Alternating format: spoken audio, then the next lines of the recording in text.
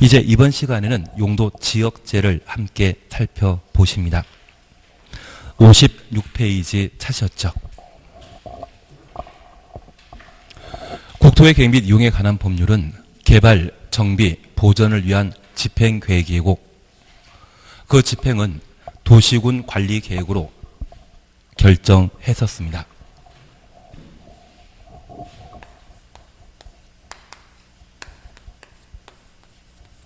여기 용도지역을 도시군 관리계획으로 입안 결정하게 되면 결정권자가 이를 고시하고 즉시 지형도면을 작성하여 고시하도록 되어 있습니다.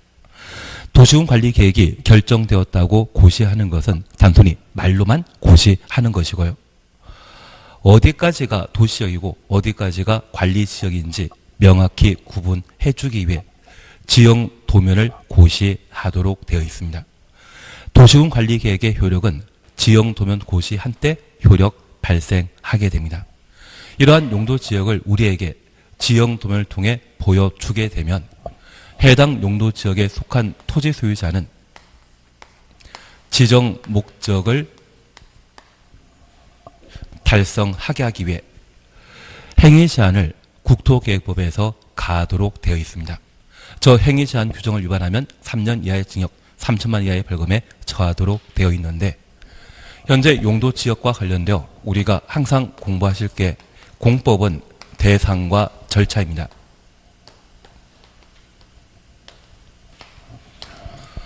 세종시라는 행정관할구역 토지에 대해 어떤 용도지역에 속하는지 결정하는 것은 도시군 관리계획으로 결정하는 것이죠. 그래서 결정권자인 국토교통부 장관, 시도의사, 대도시장이 도시군 관리계획으로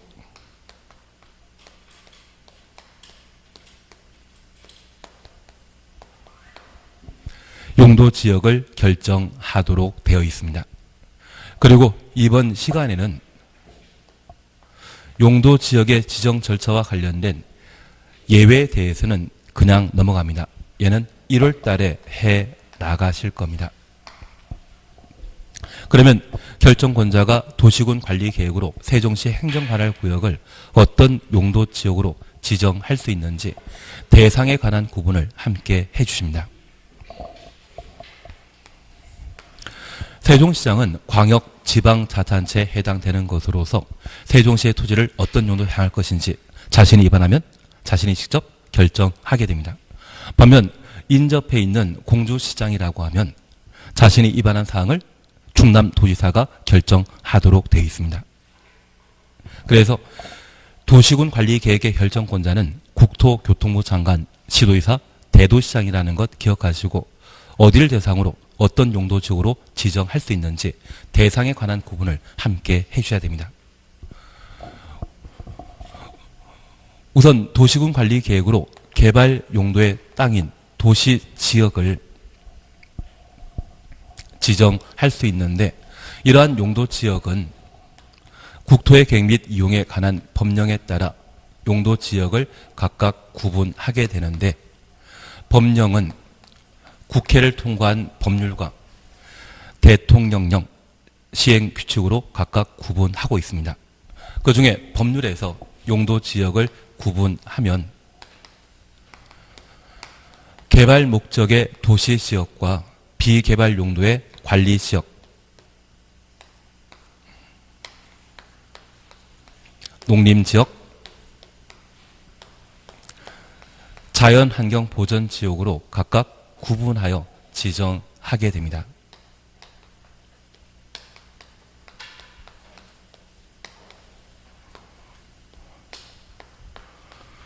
우리 세종시 같은 경우는 금강이나 또는 공주 넘어가는 곳에 자연경관이 수려하기 때문에 그러한 곳을 자연환경보전지역으로 지정할 수 있습니다. 그래서 이 자연환경보전지역의 경우는 보전을 목적으로 하는 것으로 개발할 수 없고 도로 등이 거의 설치되지 않은 곳이 자연환경보전지역이 되게 됩니다. 그리고 우리 세종시에 농사 짓는 땅 있지 않습니까? 저도 잘 어딘지를 모르고 있습니다. 다음번에는 꼭 알도록 하겠습니다. 그래서 농업이나 임업을 목적으로 보존할 목적으로 지정하는 곳이 있다면 그것을 농림지역으로 지정하게 되고, 관리지역에 있어서는 도시지역에 준해 관리할 필요가 있다면 계획관리지역으로, 농림지역에 준해 관리할 필요가 있다면 생산관리지역으로, 자연환경 보존지역에 준하여 관리할 필요가 있다면 보전관리지역으로 각각 구분하여 지정하게 되는데, 법률상 도시지역이 아닌 비도시지역을 구분하게 되면 자연환경 보존지역 하나, 농림지역 하나, 관리지역 3곳, 총 5개 용도지역으로 비도시지역을 구분하게 됩니다. 그리고 도시지역의 경우에는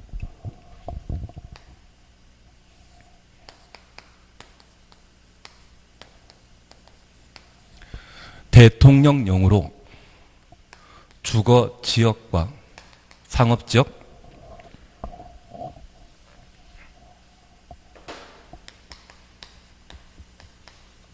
공업지역, 녹지지역으로 현재 구분하게 되는데, 이 주거지역의 경우에는 전용 주거지역과 일반 주거지역, 준주거지역으로 각각 구분하고 있습니다. 여기 전용 주거지역은 우리 세종시 행정관할구에 속한 주택가 중에 밤 7시, 8시 이후에는 동네가 조용해지는 주택가가 있을 겁니다. 그러한 곳을 법에서는 전용 주거지역이라 표현하는데, 서울 같은 경우는 전직 대통령 2분이 살고 있는 연희동이라는 곳이 있습니다. 8시 이후에는 동네 참 조용해집니다. 그 조용해지는 동네를 전용 주거지역이라 표현하게 됩니다. 이러한 전용 주거지역은 1종 전용 주거지역과 2종 전용 주거지역으로 현재 세분하고 있습니다. 그리고 일반 주거지역은 우리 주변에 흔히 볼 수 있는 아파트단지에 해당되는 것으로, 아파트단지 주변이라고 하면 언제나 쉽게 찾아갈 수 있는 편의점이나 포장마차가 만들어져 있는 곳이 있습니다. 생활에 필요한 여러 가지 물건이나 서비스를 쉽게 제공받을 수 있는 주택가를 일반 주거지역이라 표현하게 되는데, 이 일반 주거지역에 대해서는 1종 일반 주거지역과 2종 일반 주거지역, 3종 일반 주거지역으로 각각 구분하게 됩니다. 특별히 1종 일반 주거지역의 경우에는 저층 주택 중심의 편리한 주거 환경을 조성하기 위해 지정하는 용도 지역인데, 이 저층이라고 함은 4층 이하의 주택이 만들어지는 곳을 의미하게 됩니다. 그래서 우리 아파트 단지나 또는 그 외곽 살펴보다 보면 4층짜리 상가주택이 마을을 이루고 조성되어 있는 곳 보신 적 있죠? 그 상가주택이 주로 만들어져 있는 곳이 있다면 그곳은 1종 일반 주거지역이 되게 됩니다. 그리고 2종 일반 주거지역은 중층 주택 중심의 편리한 주거환경을 조성하기 위해 지정된 용도지역인데, 이 중층이라고 하는 것이 층수의 제한은 없지만 보통 15층에서 25층 높이의 아파트가 만들어지게 되면 2종 일반 주거지역이 되게 됩니다. 그리고 3종 일반 주거지역은 중고층 주택 중심의 편리한 주거환경을 조성하기 위해 지정되는 용도지역인데, 이러한 곳이라면 보통 25층에서 최대 50층 높이의 아파트가 만들어지는 것이 일반적인 형태입니다.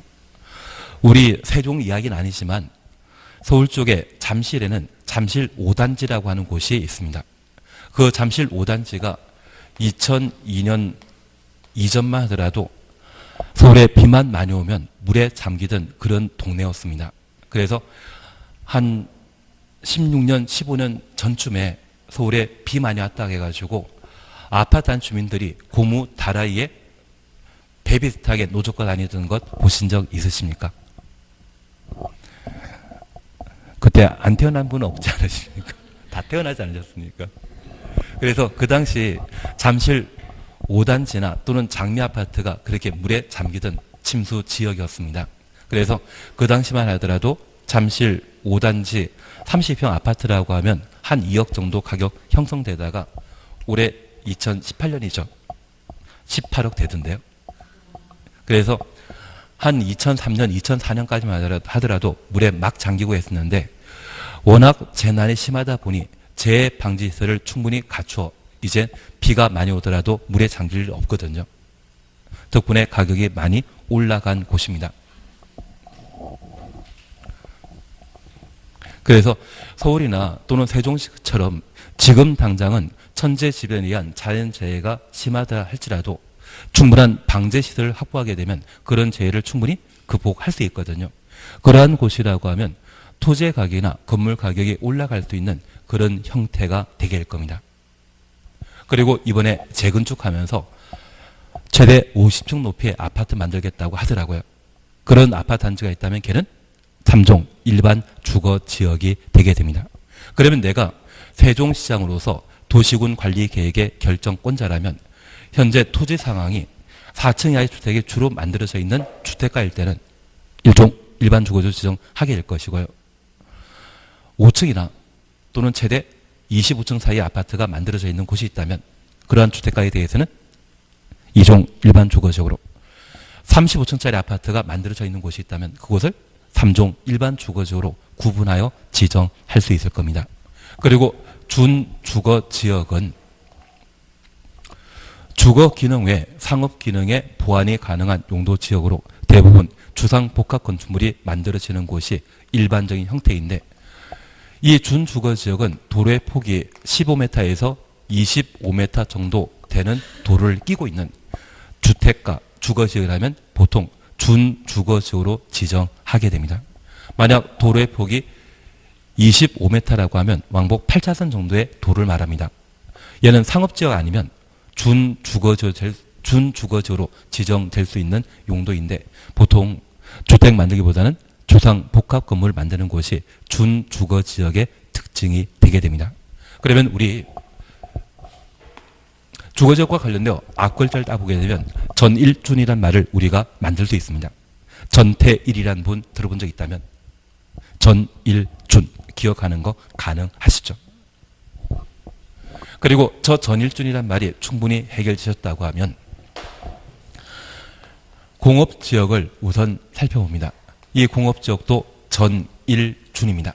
전용 공업지역과 일반 공업지역 그리고 준공업지역으로 공업지역을 각각 분류하게 되는데 이 전용 공업지역의 경우에는 공해성 공장, 중화공장이 배치되는 곳이 전용 공업지역입니다. 우리나라의 대표적인 전용 공업지역이라면 내륙 한가운데 있겠습니까? 바닷가에 있겠습니까? 바닷가에 있습니다. 이 공해공장과 관련되어서는 다양한 폐기물이 발생하게 되는데 그 폐기물을 땅에 잘 묻는 게 아니라 바다에 버려버리는 경우가 있습니다. 그래서 최근 새만금 간척 사업이 군산 지역에 이루어지고 있는데 그 새만금 간척 사업이 잘 완료되게 되면 아마 다음에 울산이나 포항을 대신하게 되는 대표적인 전용 공업지역이 되고 그 개발 사업이 완료되게 되면 그리고 공장이 전부 입지하게 되면 향후 200년 동안 우리가 먹고 살 수 있는 공장을 배치할 수 있는 공간이 새만금 앞바다에 만들어지게 됩니다. 그리고 이 새만금 앞바다에 이러한 중화공장이 배치되게 되면 바로 도시지역과 연계되어서는 좀 곤란하거든요. 그래서 그 주변에 환경을 차단하기 위한 시설을 만들게 되는데 그 대표적인 것이 골프장이 됩니다. 그래서 새만금 간척 사업 이루어지게 되면 그 주변 일대에 골프장이 다수 만들어지게 될 겁니다.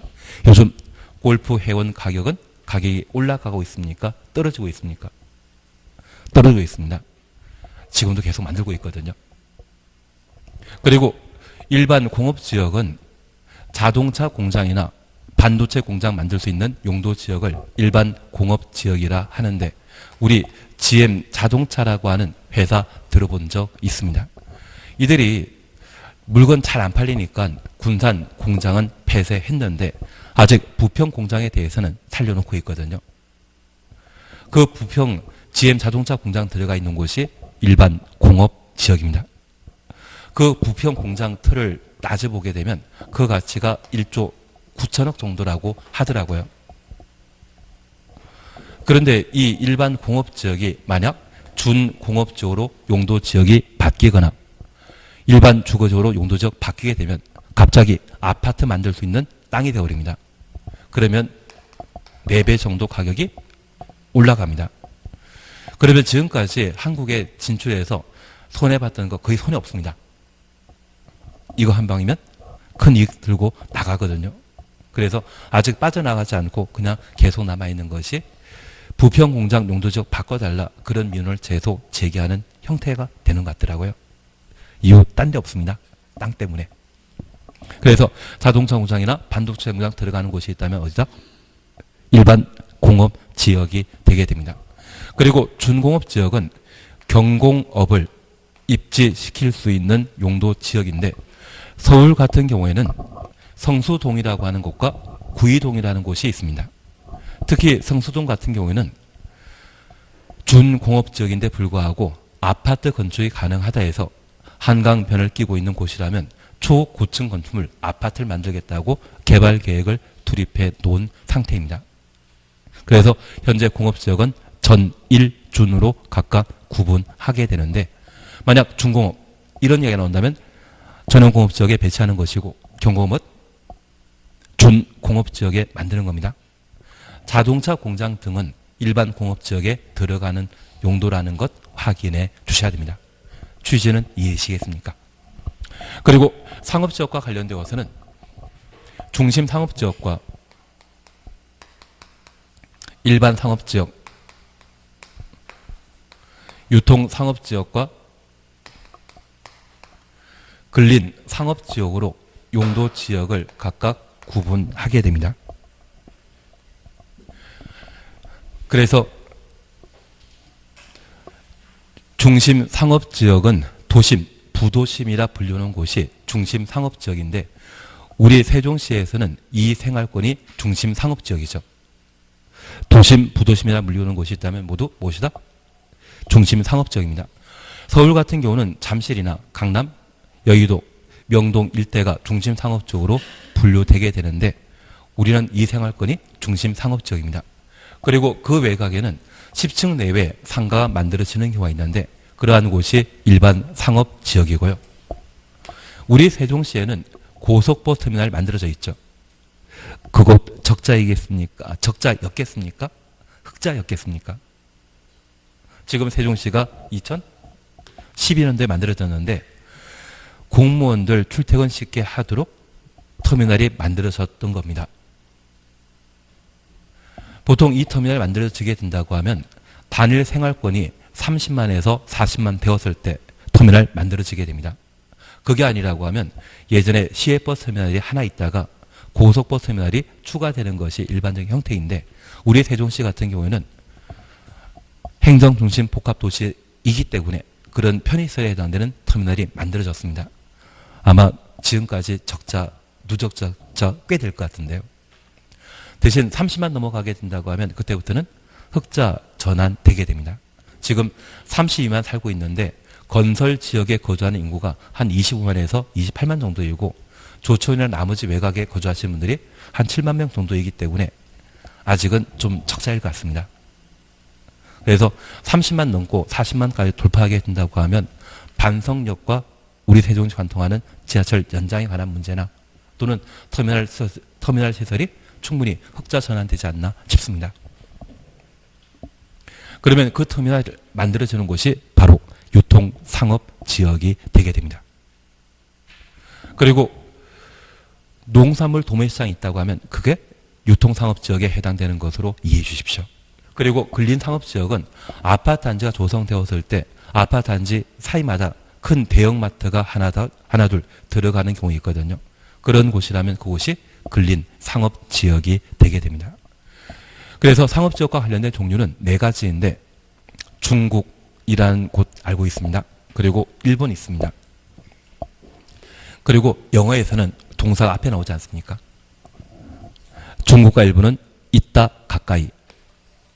그래서 중일 유군으로 기억해 놓습니다. 가끔 교재 편제상 중심 상업지역이 먼저 나오고 일반 상업지역, 근린 상업지역, 유통 상업지역으로 교재가 편성되는 경우가 있습니다. 만약 이런 경우라고 하면 중1도 알바하면 근육이 생긴다 해서 중일 근유라 하는데 우리 교재는 유통 상업지역이 먼저 등장하기 때문에 중일 유군으로 상업지역을 구분해 놓습니다. 중국하고 일본은 있다 가까이입니다. 그리고 녹지지역은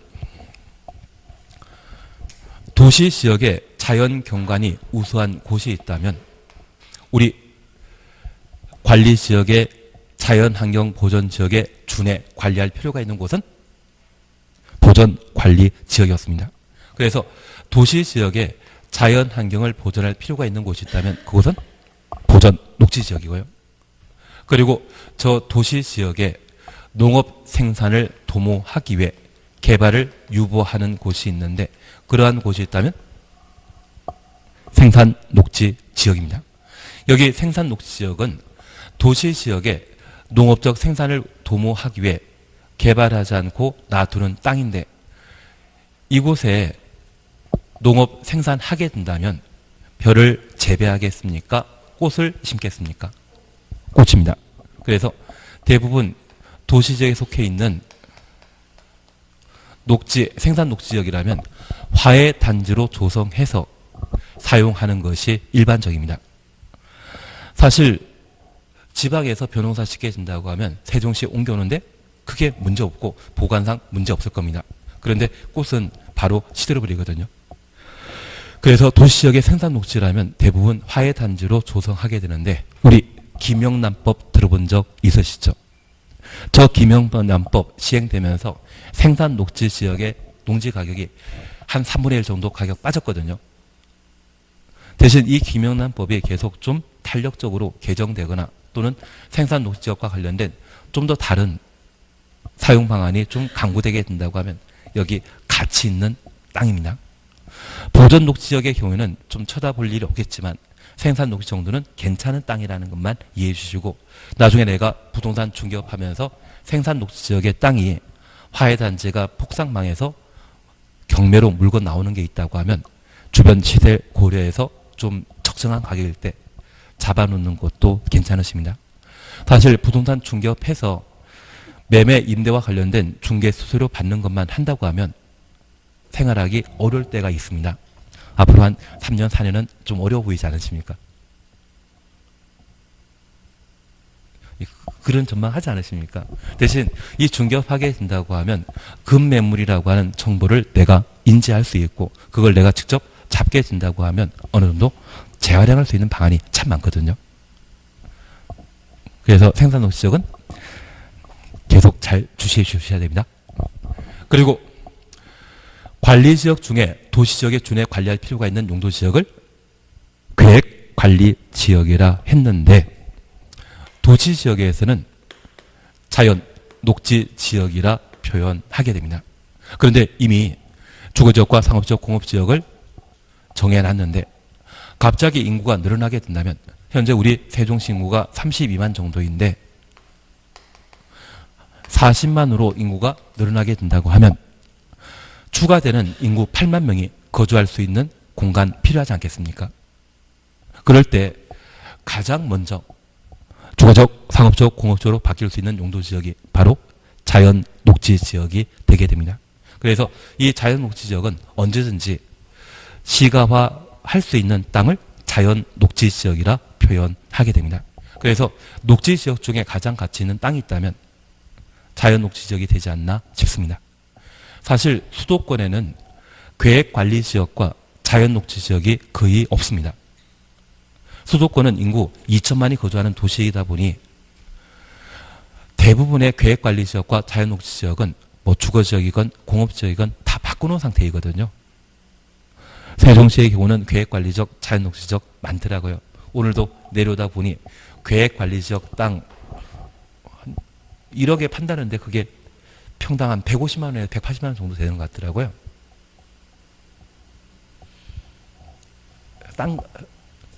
근데 제가 알기에 세종시 2012년부터 2018년 올해까지 땅값이 보통 15배 뛰었거든요. 그래서 제가 2010년 정도에 대전에서 수업하고 한 몇 년 했었는데 2013년 정도에 어떤 분이 세종시에 땅 사도 되느냐고 물어보시더라고요. 그래서 가격 한번 조사해보라 이야기 드렸더니 2배 올랐다고 하더라고요.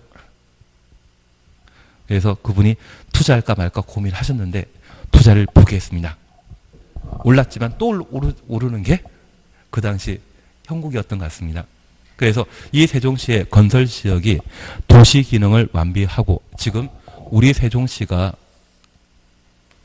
서부권과 남부권, 동부권, 중부권, 북부권으로 구성되어 있는데 한참 중부권에 대한 임약 깎아내면서 도시 공간 만들겠다고 개발 사업하고 있거든요.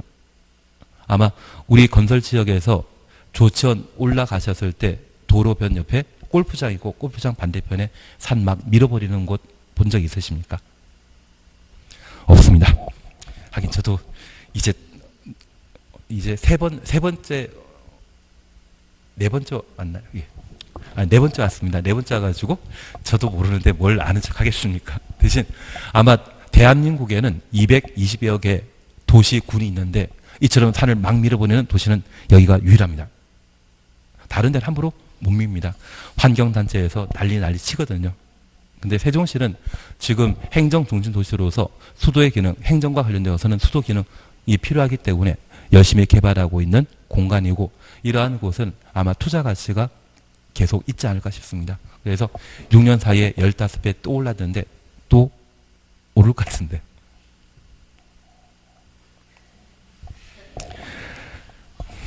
네 번밖에 안 온 제가 이런 이야기 드리는데 계속 살고 있으신 분은 더 잘 알고 계시겠죠. 그래서 아마 지금 세종시에는 인구 80만 계획하고 있습니다. 30만, 처음에 10만일 때 30만 되었을 때 15배 올랐다고 하면 지금 30만일 때 80만까지 올라가게 되면 그때는 좀 더 다른 모습이 되게 될 겁니다. 갑자기 삼천포에 빠졌지만 결론은 이 자연 녹지 지역은 언제든지 주거적, 상업적, 공업적으로 바뀔 수 있는 땅을 자연 녹지 지역이라 표현하게 됩니다. 그러면 현재 시행령 대통령령에서 도시 지역을 세분하게 되면 주거적 총 6개입니다. 그리고 상업적 4개입니다. 총 10개입니다. 그리고 공업적 3곳, 그리고 녹지적 3곳. 시행령에서 도시 지역을 세분하는 개수는 16개. 그러면 비도시적 5개와 도시 지역을 16개로 세분하게 되면 현재 용도 지역은 총 21개가 되죠. 저 21개 용도 지역을 법령에서 결정하고 있습니다. 그러면 이런 용도 지역을 도시군 관리 계획으로 결정권자가 지정하게 되면 그 목적대로 사용하는 것을 기대할 수 없습니다. 그래서 각각의 용도 지역에 대해서는 무엇을 가한다? 행위 제한을 가하게 됩니다. 이러한 행위 제한과 관련되어서는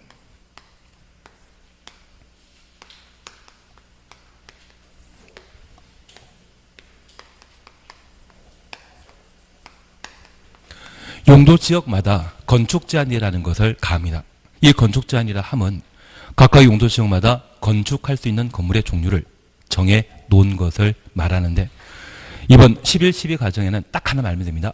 유락설은 상업지역에만 건축할 수 있다. 유락설은 상업지역에만 건축할 수 있다. 주거지역에는 건축할 수 없습니다. 그래서 각각의 용도 지역마다 건축 가능한 건축물이 무엇인지 그걸 파악하는 것을 건축 제한이라 표현하게 됩니다. 그리고 두 번째 우리가 보시는 게 건폐율입니다.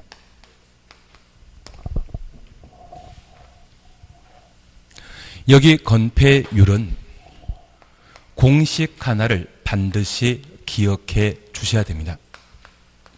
건폐율이란 대지 면적에 대한 건축 면적의 비율을 건폐율이라 하고 용적률을 우리가 또 기억해 주셔야 됩니다. 여기 용적률은 대지 면적에 대한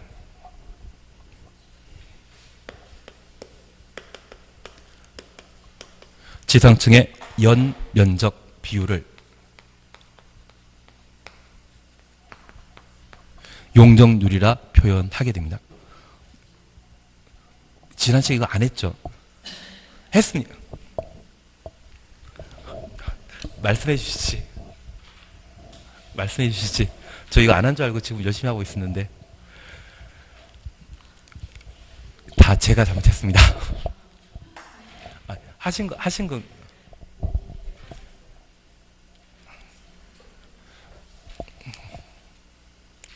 그냥 하는 걸로 하겠습니다. 한 것 같기도 하고 안 한 것 같기도 하고 막 그래가지고 페이지 지난 진도한 게 여기까지 딱 접혀져 있길래 오늘 91페이지부터 차리시 앞으로 제가 진도 착각하고 있으면 말씀해 주십시오. 예, 잠깐 그냥 하도록 하겠습니다. 여기 대지는 건물 건축할 수 있는 땅을 말하는데 이 건물 건축하는 땅은 도로에 인접해 있을 때는 대지이고 도로에 직접 접하지 않았다고 하면 맹지라 표현하게 됩니다.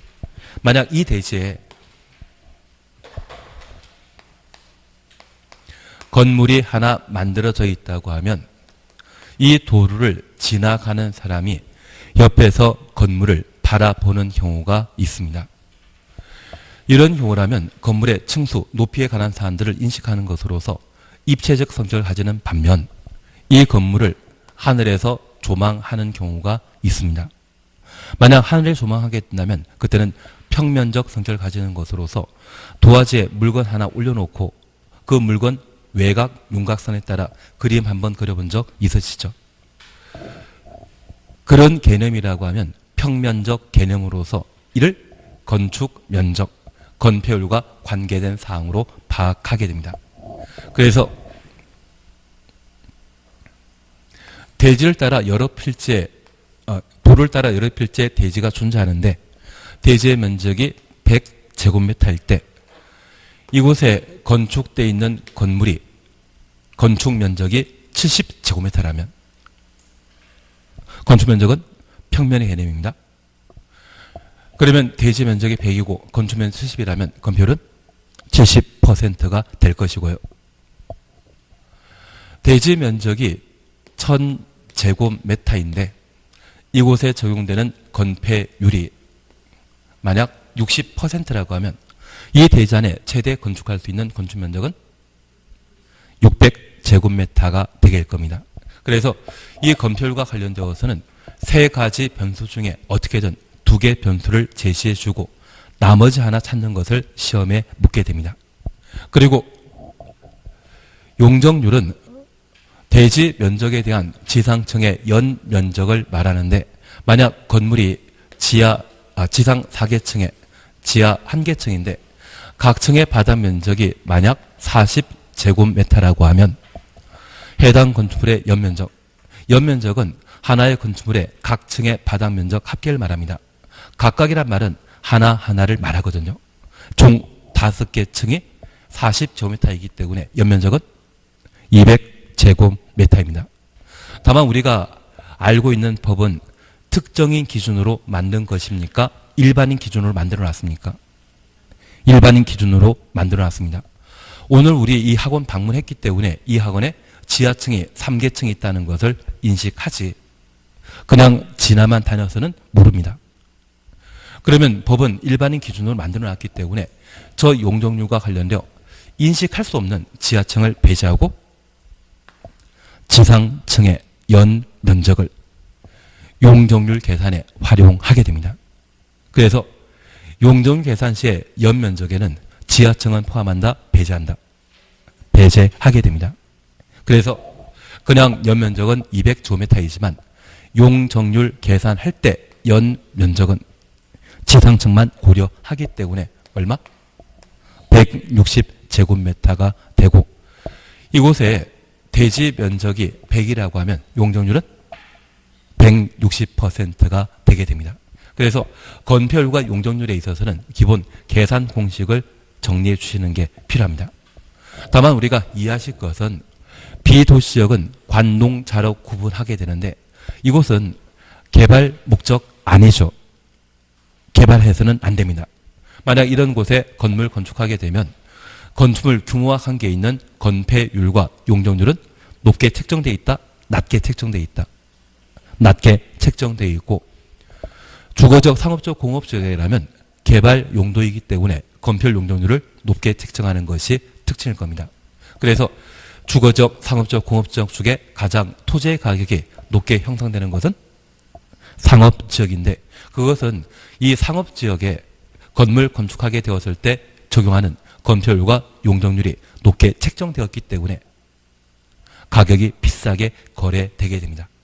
그래서 지금 11, 12 과정에는 저 건폐율 용적률에 있어서 높다, 낮다 그런 개념 정도만 파악하시면 충분하고 이런 게 시험에 나오게 되면 쉽게 맞춰 나가질 수 있을 겁니다. 그래서 올해 같은 경우는 건축 제한에 관한 사항을 2문제 출제했었거든요. 행위 제한을 2문제 출제했는데 건축 제한에서 문제 하나 그리고 건폐율에서 문제 하나를 출제한 바 있습니다. 나중에 하시다 보면 워낙 쉽게 정리하십니다. 그래서 여기 건축 제한과 관련되어서는 행위 제한과 관련되어서는 특정 용도 지역에 건축할 수 있는 건물 무엇인지 그리고 그 건물의 크기, 건폐율과 용적률에 따라 좌우한다. 이렇게까지만 한번 봐놓습니다. 이제서야 본진도 들어갑니다. 저 지금까지 진도 안 나간 줄 알고 했었는데 용도 지구제를 함께 봐주십니다. 용도 지구제를 함께 봐주십니다.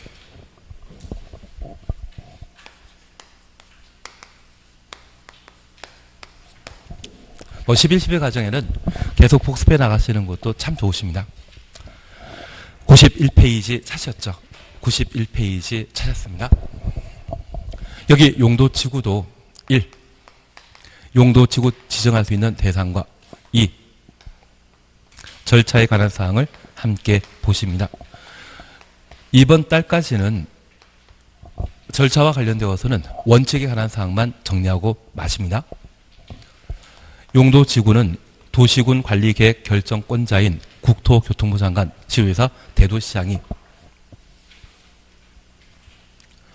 도시군 관리계획으로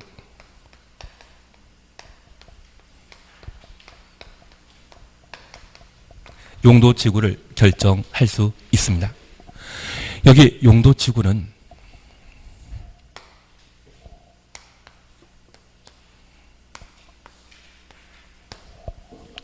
법령과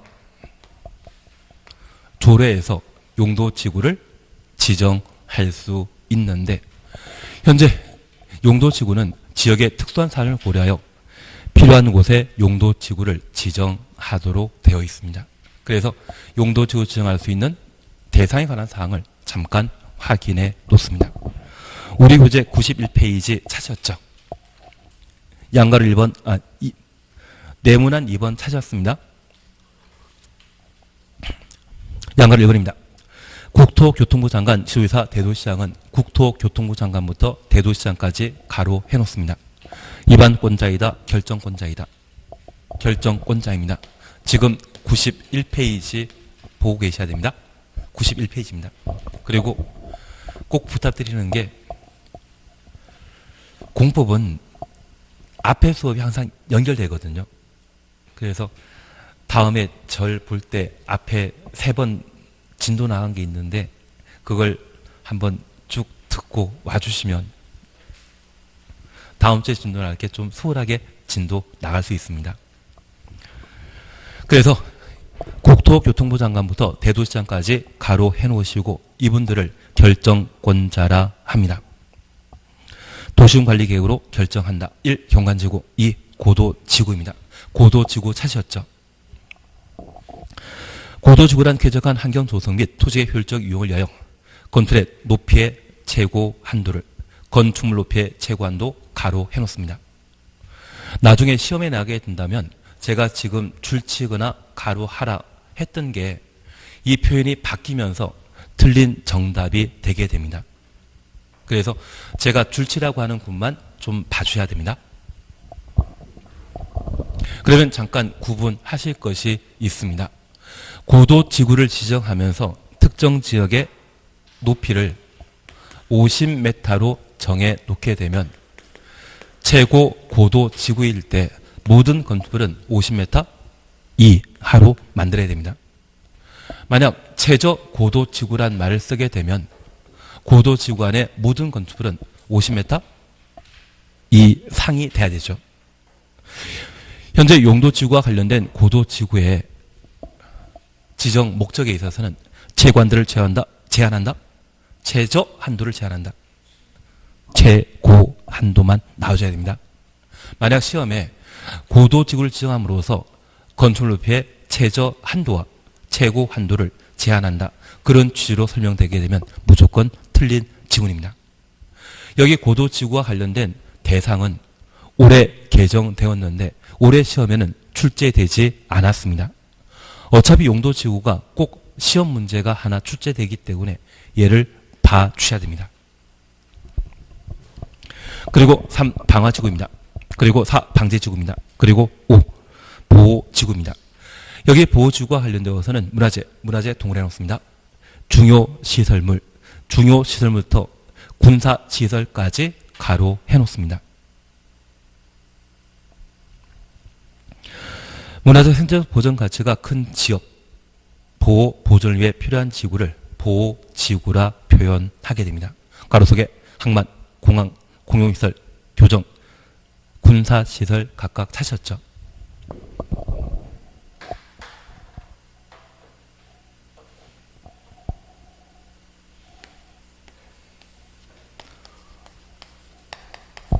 공항 하면 항상 생각나는 게 비행기 타는 공군이죠. 그래서 공항은 공군교입니다. 공항은 공군교.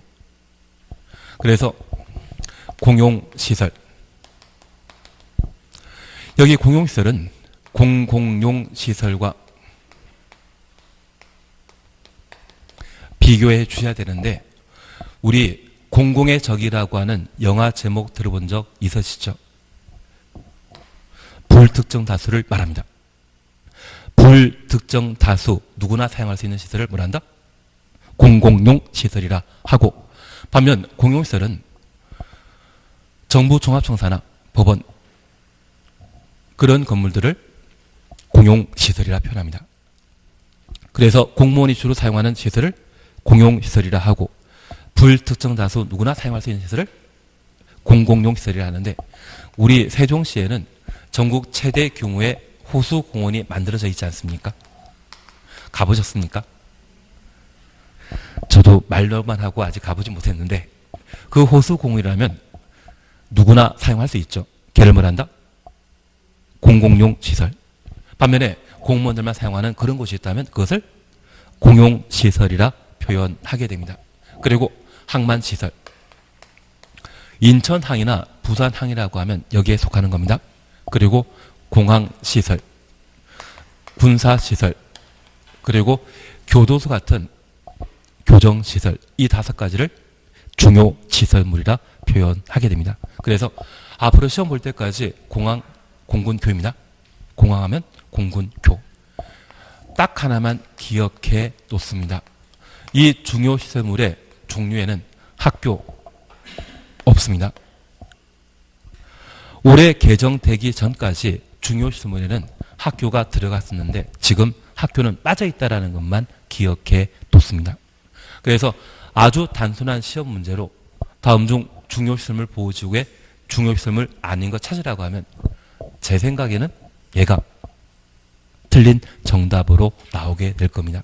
다만 출제하는 분이 저보다 더 머리 좋으신 분이라면 엉뚱한 거 집어넣을 수 있거든요. 그래서 우리 공항은 공군교란 말 기억하시면서 시험 볼 때까지 계속 함께 하십니다. 그리고 공용시설과 공공용 시설은 같다? 다르다? 공용시설과 공공용 시설 서로 다른 겁니다. 공공의 적이라고 하는 영화 제목 기억나신다고 하면 공공용 시설은 불특정 다수 누구나 사용할 수 있는 도로, 주차장, 공원 이러한 것들을 공공용 시설이라 한다. 그 말 기억해 주시는 게 필요합니다. 그리고 보호지구, 취락지구, 개발진흥지구 있습니다. 한 단원 계시면 특정 용도 제한 지구, 특정 용도 제한 지구 찾으셨죠?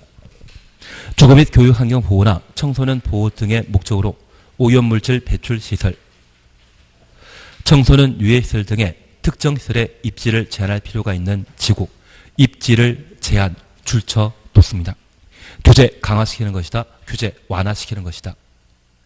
규제 강화시키는 겁니다.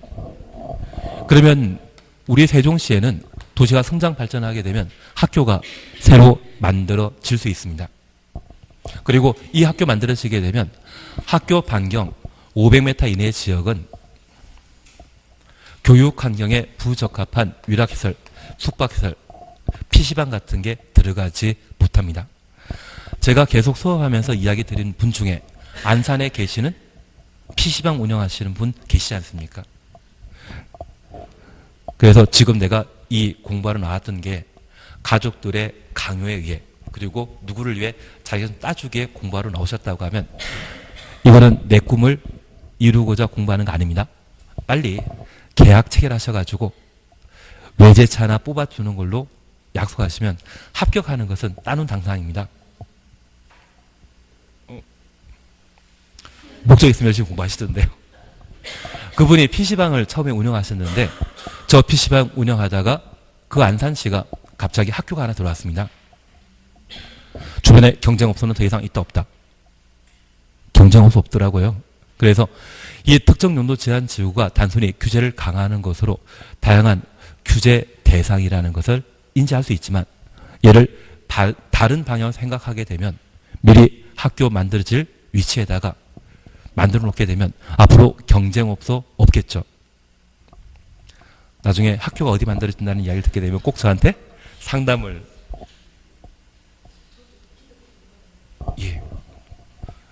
있던 거는 없애지 않습니다. 그러면 다시 하나 잠깐 이해하실 것이 있습니다. 저 학교 만들어지는 곳이 만약 상업지역이었다면 상업지역에는 위락시설을 만들 수 있죠. 저 상업지역 일부가 특정 용도 제한지구로 지정되게 된다면 이후에는 위락시설 건축할 수 있다 없다? 없다. 이해되시겠습니까? 그래서 용도지역의 역할은 용도지역의 기능을 증진시키는 것, 그것을 목적으로 한다는 것 다시 한번 확인해 주시는 겁니다. 그리고 9번 보게 되면 복합용도지구 찾았습니다. 지역의 토지 이용 상황, 개발 수요, 주변 여건 등을 고려하여 효율적이고 복합적인 토지 이용을 도모하기 위해 특정 시설의 입지를 완화할 필요가 있는 지구, 특정 시설의 입지 완화 가로해 놓습니다. 규제 풀어주는 것을 확인해 주십니다. 그러면 이제 우리가 잠깐 해주십니다. 2분만 시간 주시면 됩니다. 여기 용도지구도 용도지역처럼 종류를 외워놓으셔야 됩니다. 그리고 얘가 2018년도에 개정되었는데 올해 시험에 출제되지 않았다면 30회 시험에는 얘가 분명 나오게 됩니다. 그러면 법령에서 용도지구를 구분하게 되면 지난 대통령 첫 미국 순방 도중에 술 한잔 드시고 사고 친 분 계시죠? 그래서 취하면 개되는 분이 계십니다. 그분 직업은 특별 보좌관이거든요. 그래서 취계 특보입니다.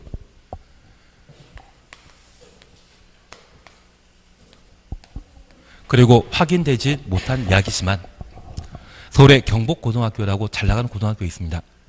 이분 동문이 아닌가 그 생각도 들더라고요. 그래서 경복고입니다. 그리고 이분 동문들이 잘 나갑니다. 빵빵하다. 그래서 취계특보, 경복고, 방입니다. 약속되신 겁니다. 그래서 취하면 개되는 특보, 그리고 경복고, 방입니다. 우선 첫 번째 우리 보시는 게 취락지구라고 하는 것을 함께 보셨습니다. 이 취락은 마을을 한자로 표현하게 되면 취락이라 표현하게 됩니다. 마을을 뭐란다? 취락. 그런데 이러한 취락지구는 자연스럽게 만들어진 취락과 주민들을 집단 이주시켜 만드는 취락이 있습니다. 그래서 서울에는 1970년대에 청계천이나 남대문 주변의 무화 건축물을 판잣집을 정비하여 성남시로 그 지역 주민들을 쭉 이전시킨 경우가 있습니다. 그렇게 집단으로 이주시켜 만든 마을이 있다면 걔를 뭐란다? 집단 취락 지구. 자연스럽게 만들어진 취락이 있다면 자연 취락 지구가 되게 됩니다. 그리고 개발진흥지구라는 곳이 있습니다. 여기 개발진흥지구는 각종 개발 사업을 도모하기 위한 공간으로 이해해 주셔야 되는데, 여기 개발진흥지구와 관련되어서는 주, 산, 관이란 말을 우리가 앞으로 보게 될 겁니다. 그래서 주거개발진흥지구, 산업, 유통개발진흥지구, 관광, 휴양개발진흥지구란 명칭을 함께 보게 되는데, 그 앞글자에 따라서 주산관이란 말로 대신해 주십니다. 그런데 이러한 주산관은 각각 뚜렷한 개발 목적이 있는데, 이러한 개발 목적을 둘 이상 주거와 산업 또는 주산관 동시에 개발할 수 있거든요. 그래서 둘 이상을 동시에 개발하게 되면 그것을 복합개발진흥지구라 하고, 주산관을 제외한 개발 사업하게 되면 특정 개발진흥지구라 하는데, 우리 가까운 청주 같은 경우는 대학교가 꽤 많이 모여 있지 않습니까? 그러면 주거, 산업, 관광 빼고 교육과 관련된 집중적인 개발 사업을 시행할 수 있을 겁니다. 그러한 것을 뭐란다? 특정 개발진흥지구라 표현하게 됩니다. 요즘 호남 광주 쪽에 집값이 서울 강남만큼 뛰어오른 곳이 있거든요. 사실 한 3년, 4년 전만 하더라도 그 지역 동네 집값이 한 2억, 3억대밖에 안 했습니다. 학원가가 하나 만들어지고 그 학원가에 서울 대치동에 선생님들 내려온다니까 완전히 동네가 바뀌어버리더라고요. 그러면 우리 세종시 같은 경우에도 그런 학생들의 교육 환경, 학원 많이 만들어지는 건 나쁘죠. 네, 나쁜 것 같습니다. 근데 어떤 지방 도시 같은 경우에 학원가가 조성되게 되면 그 동네 진짜 달라집니다. 상권이 달라집니다. 그리고 주변 주택가격도 좀 남다르거든요. 그래서 우리 세종시에 세종시장님이 어떤 특정 학원가 하나 쭉 만들어 놓고 조성하게 된다면 동네 달라질 수 있거든요. 그런 개발 사업하게 되면 걔를 뭐라 한다? 특정 개발진흥지구가 되게 됩니다. 이해되시겠습니까? 감사합니다. 그래서 현재 개발진흥지구와 관련되어서는 주산관이란 말 기억하시면서, 주산관 중에 둘 이상이 동시에 개발되게 되면 뭐다? 복합. 주산관 배제하고 엉뚱한 개발하게 되면 특정 개발진흥지구가 되게 됩니다. 그리고 특정 용도 제한지구가 있습니다. 특정 용도 제한지구는 보통 학교 주변으로서 PC방 들어오는 것을 제한하는 것을 도모하게 됩니다. 그리고 보호지구가 있습니다. 얘는 열심히 보호해야 되죠. 그 열심히 보호해야 되는 것으로서 역중생이 있습니다. 여중생 아닙니다. 역중생. 그래서 역사, 문화, 환경 보호지구. 국보 1호인 남대문 있는 자리라고 하면 역사, 문화 보호지구로 지정될 수 있겠죠. 그리고 중요시설물 보호지구입니다. 우리의 중요시설물 보호지구와 관련되어서는 공항은 공군과 관계 있습니다. 그래서 공용시설, 항만시설, 공항시설, 군사시설, 교정시설 총 5가지를 뭐란다? 중요시설물이라 표현합니다. 그래서 중요시설물은 총 5글자입니다. 5글자이기 때문에 5개가 중요시설물이라는 것 확인해 놓습니다. 그리고 생태계 보호지구가 있습니다. 여기 생태계 보호지구는 행위제한이 가장 강한 게 생태계 보호지구입니다. 제가 알고 있는 분이 홍천 쪽에 골프장 만들겠다고 땅을 구입하셨는데 그 골프장 부지에 이상한 새 두 마리가 잠깐 앉았다 갔거든요. 나무에 앉아 있을 때 환경보호단체에서 사진을 찰칵 찍었다고 합니다. 그리고 바로 천연기념물 현장 조사한답시고 해서 골프장 조사 사업이 7년째 지금 중단돼 있는 상태입니다. 근데 그 이상한 새가 그게 살고 있겠습니까? 날아가다 잠깐 앉았다 갔거든요. 그래서 만약 내가 가지고 있는 땅에 이상한 풀이 잘 자라고 있다면 잘 키운다, 뽑아버리는 게 필요했습니다. 그리고 얘들이 그 자리에서 죽을 만큼 독극물을 뿌려놓으시면 낙 교도소 가십니다. 그래서 얘들이 시름시름 앓다가 자기 동네 가가지고 어느 동네 가면 나같이 되어버린다, 이런 마지막 한마디 하고 돌아갈 때 있거든요. 그 정도 양을 뿌려놓으시게 되면 앞으로 찾아오는 사람 없겠죠. 찾아오는 새들 없겠죠. 그래서 행위자한 규제가 가장 강한 것이 있다면 그게 생태계 보호지구에 해당하게 되는데, 이걸 역종생이라 해서 정리해 주시는 게 필요하십니다. 그리고 주변에 자연 경관이 아름다운 곳이 있다면 얘를 경관지구로 지정하게 되는데, 이 경관지구는 특자시로 기억해 주셔야 됩니다. 세종시는 특별자치시거든요. 그래서 특화경관지구와 자연경관지구, 시가지 경관지구로 각각 구분하게 됩니다. 그래서 경관지구는 특자시란 말로 대신해 주십니다. 그리고 복합용도지구가 있습니다. 여기 복합용도지구는 복합용도지구로 지정할 수 있는 대상 지역이 일반 주거지역과 일반 공업지역, 계획관리지역만 복합용도지구로 지정할 수 있는데, 하나 이해하실 것은 복합용도지구가 지정되게 되면 건축 제한이 강화된다, 완화되게 됩니다. 특정 용도 제한 지구만 건축 제한 규정이 강화되고 복합용도지구의 경우는 건축 제한이 완화되게 됩니다. 그래서 일반 주거지역이나 일반 공업지역, 계획관리지역이 복합용도지구로 지정되게 되면 일반 주거지역은 일반 주거지역에 건축할 수 있는 건물 외 준주거지역에 건축할 수 있는 건물을 추가로 건축할 수 있습니다.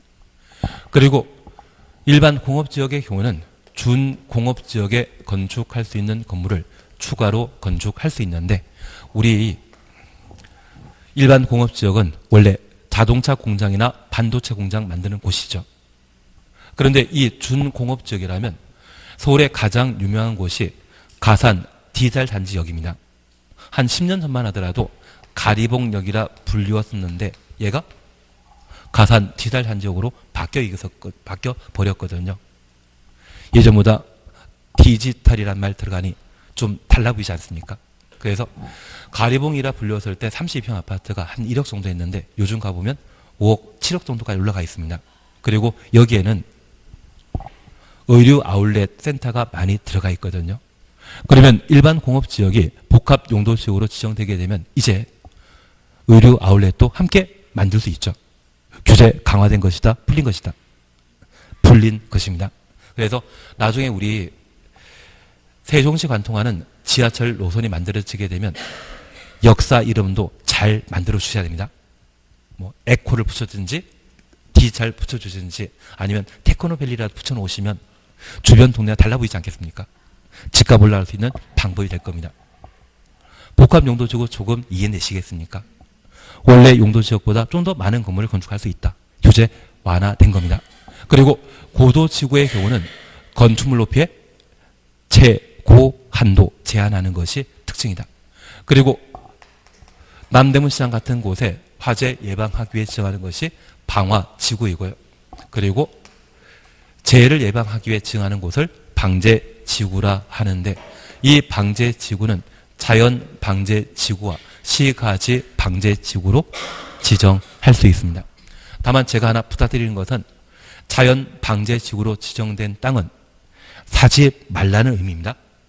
그래서 최근 정부에서는 투기지역을 신규 지정하게 되면 그 투기지역은 투기하지 말라는 곳입니까? 투기하라는 곳입니까? 투기하라는 의미입니다. 여건만 갖추면 투기하라는 이야기입니다. 왜? 집값 올라가니까. 그래서 여기 세종시도 투기지구로 지정되어 있는데 대출이 좀 안 돼서 그렇지 집값 올라갈 동네입니다. 대신 자연방제지구는 절대 사면 안 됩니다. 여긴 집값 절대 안 올라갑니다. 그래서 앞으로 생태계 보호지구라는 곳을 보거나 또는 자연방제지구라는 곳을 보게 되면 무조건 땅은 구입하지 말자. 그래서 일단 법령이 정하고 있는 용도 지구 취계특보입니다. 취하면 개되는 특별보좌관 경복고라는 고등학교에 있습니다. 방방 총 몇 개? 9개이고 시행령에서 세분하는 것이 취락지구, 개발진흥지구, 보호지구, 경관지구, 방제지구, 용도지구 세분하고 있는 것은 5개입니다.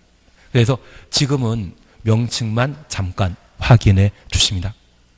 취계특보, 경복고, 방방 총 몇 개이다? 9개. 그 개수만 먼저 기억해 주십니다. 쉴 때가 되셨습니다. 쉬었다 하십니다.